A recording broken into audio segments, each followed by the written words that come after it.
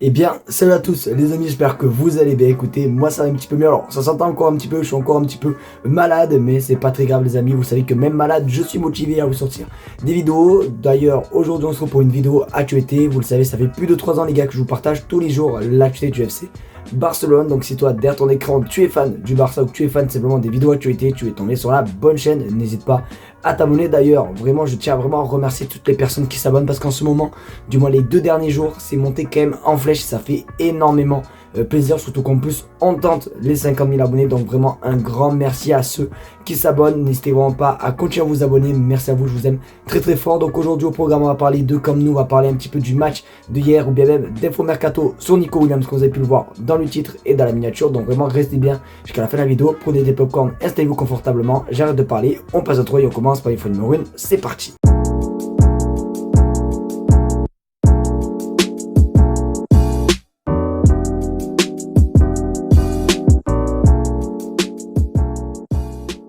Bon, on va commencer par parler du match de hier. D'ailleurs, hier, pour ceux qui n'ont pas vu, je vous ai sorti des vidéos shorts, que ce soit sur YouTube Short ou même TikTok, etc. concernant le débrief. Mais là, je vais essayer d'en parler un petit peu plus en détail. Donc hier, le Barça se déplaçait à Dortmund pour les quarts de finale retour de cette Ligue des Champions. Un match qui s'annonçait compliqué. Et bien, ça a été super compliqué pour le Barça, parce que pour moi, c'était vraiment la première fois depuis vraiment un long moment que le Barça s'est fait manger. Comme j'ai pu le dire dans les vidéos courtes, j'ai dit qu'on était vraiment des biscottes au beurre et qu'on s'est fait croquer. Ben, ça a été le cas, on s'est fait croquer tout le match et c'est vrai que c'est quand même assez compliqué de voir ça. Surtout que pour moi, je peux pas mentir que les buts sont quand même largement évitables. Il y a notamment le dernier but où Ronaldo, il fait pas esprit. Alors oui, on peut lui en vouloir parce que c'est quand même des fautes professionnelles. Bon, il fait malheureusement pas esprit. Il renvoie le ballon à Guirassy.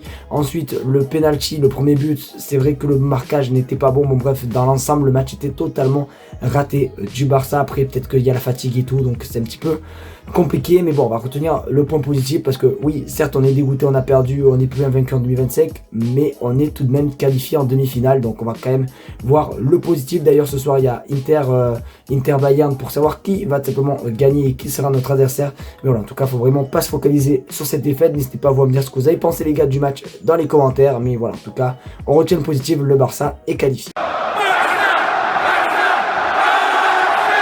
Il y a des nouvelles vidéos concernant le Camp Nou. Le Camp Nou est en rénovation depuis plus de 2 ans. Alors cette phrase, j'ai l'impression de la répéter vraiment tous les jours parce que oui, dès qu'il y a des infos ou bien même des images, des vidéos concernant les avancées des travaux du Camp Nou, je vous les partage. Et du coup, oui, on a tout simplement des infos et surtout une vidéo concernant le Camp Nou. On va pas se mentir, ça fait quand même extrêmement plaisir. On reste ton écran.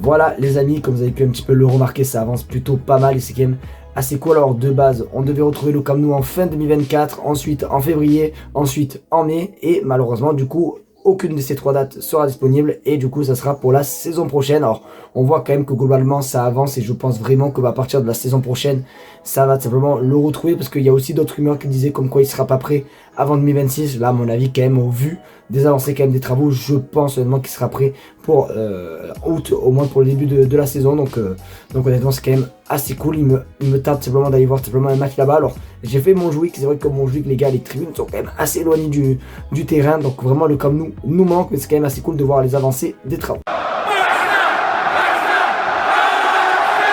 Les amis, on va parler d'Ansu Fati. Vraiment les gars, je n'en peux plus de ma voix. Je sais que ça n'a rien à voir les gars, mais vraiment bombardez-moi cette vidéo de pouces bleus et surtout d'abonnement les gars, parce que même malade je vous fais des vidéos, je n'en peux plus. Mais bon bref, c'est pas très grave. En tout cas on va parler d'Ansu Fati. Vous savez que j'aime beaucoup ce joueur. D'ailleurs ces derniers lives je mets tout le temps le maillot d'Ansu Fati derrière moi dans le décor, etc. Parce que à chaque fois j'ai espoir de le voir jouer.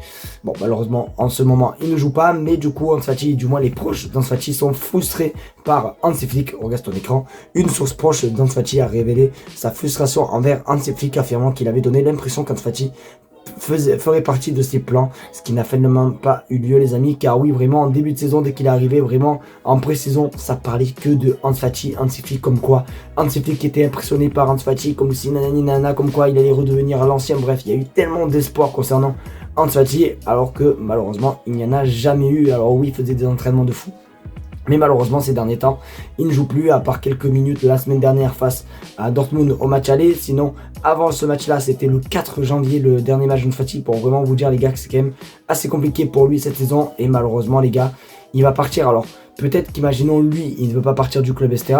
Mais malheureusement, on va être obligé de le vendre parce que tout simplement, il fait partie des plus gros salaires du club. Et un gros salaire pour un joueur qui ne joue jamais, c'est pas possible du côté du Barça. Donc, à mon avis, il devrait bel et bien partir cet été. C'est quand même assez dommage quand on pense au début de carrière, simplement d'Ansu Fati, vraiment qui était juste exceptionnel. Et voilà, malheureusement, ça s'est cassé la figure. En tout cas, j'espère vraiment de tout cœur qu'Ansu Fati reprendra un jour son niveau et j'espère vraiment qu'il va réussir dans sa carrière.